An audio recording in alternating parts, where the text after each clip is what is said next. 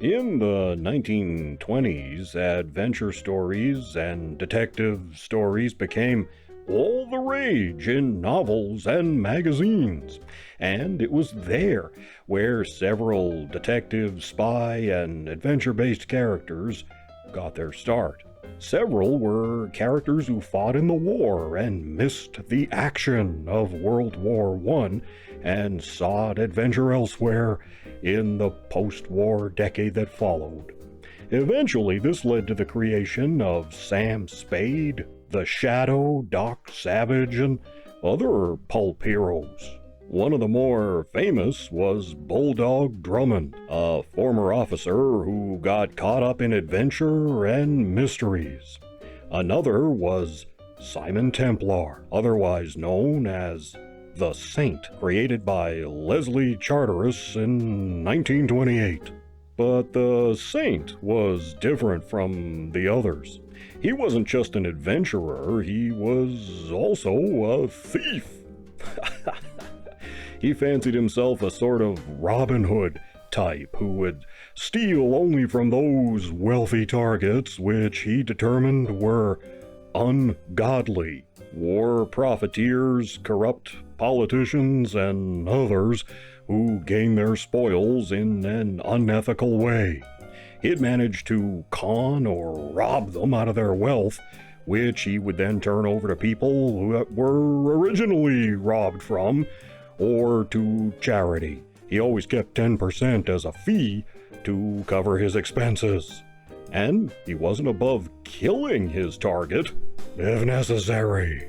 In a series of books and magazine stories, the character became immensely popular, which led to a series of films by RKO starting in 1938. George Sanders played the Saint in several of the films. Then Vincent Price played the character on radio for several seasons. And then came Roger Moore. In a television version of The Saint, Moore took on the role of Simon Templar, and it is this version of the character we generally think of today as The Saint. The series catapulted Moore to stardom and made for an easy transition to James Bond.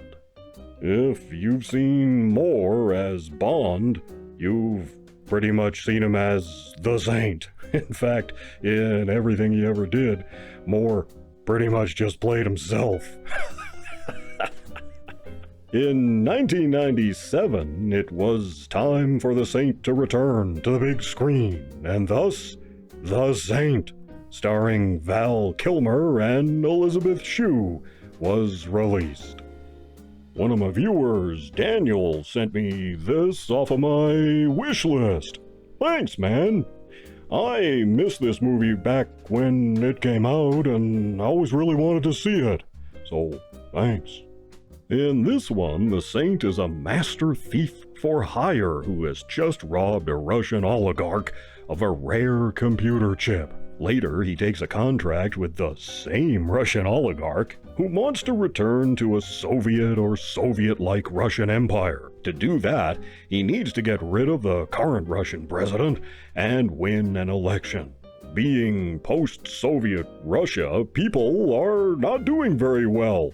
It's wintertime and there's a fuel shortage, said shortage secretly arranged by the oligarch to stir up dissent. But he hears about a young, sexy scientist lady in Britain who may have solved cold fusion, which means free energy. She is noble and hot and wants to give cold fusion and warm, sultry glances to the world. The oligarch figures if he can get hold of the formula for cold fusion, he can take over Russia even easier. So Kilmer is hired to get the research notes from the chick, which he does. After seducing her, he's such a master thief he stole her heart too.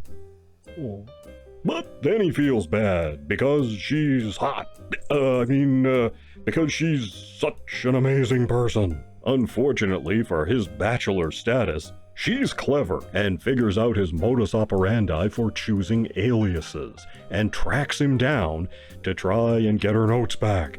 But now the pair are on the run as the oligarch's son and their henchmen try to capture them.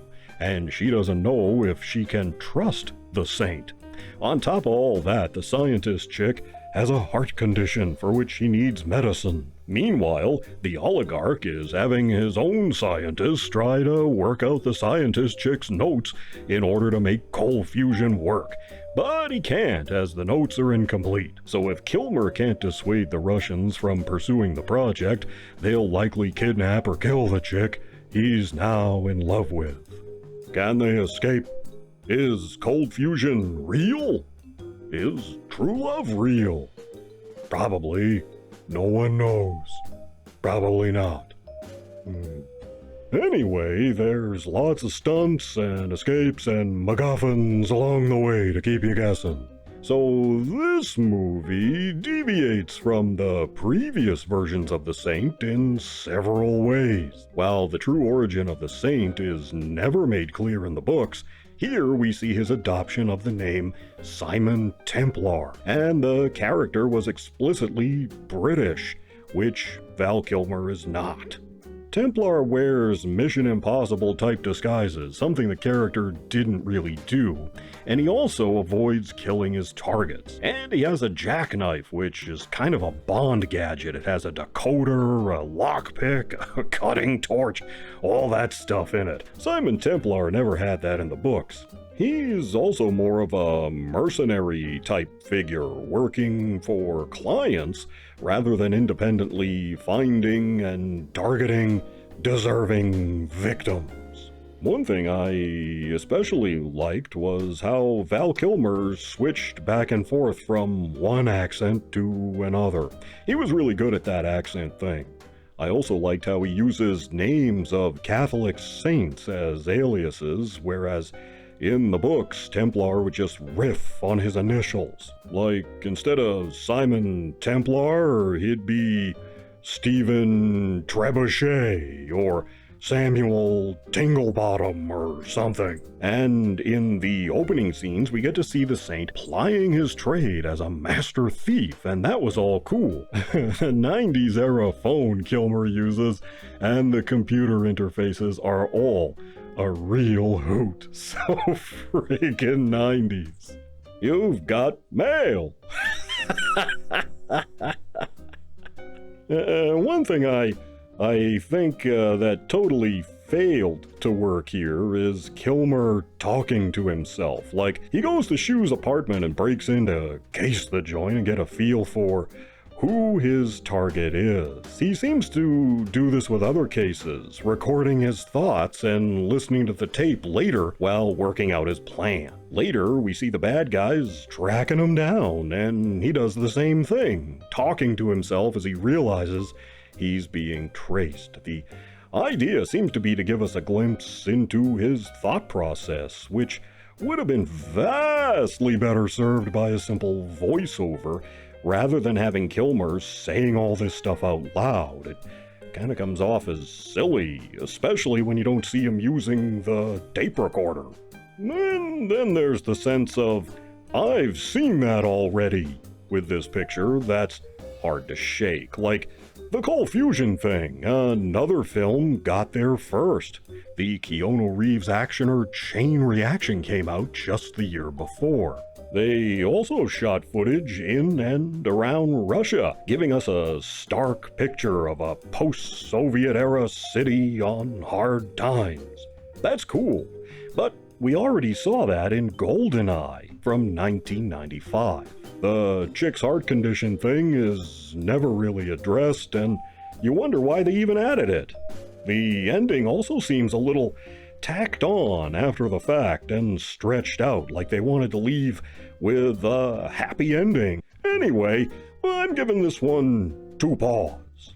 Overall, while the picture is flawed, it's still entertaining in its own way. But mostly if you think of it as a standalone 90s actioner rather than one related to an existing franchise or character. I mean, it's kind of the Saint, but it's kind of not. It's kind of its own thing. Glad I finally got to see it though, and Roger Moore does a voice cameo at the end, so that was nice. You take care, and I'll see you in the next one.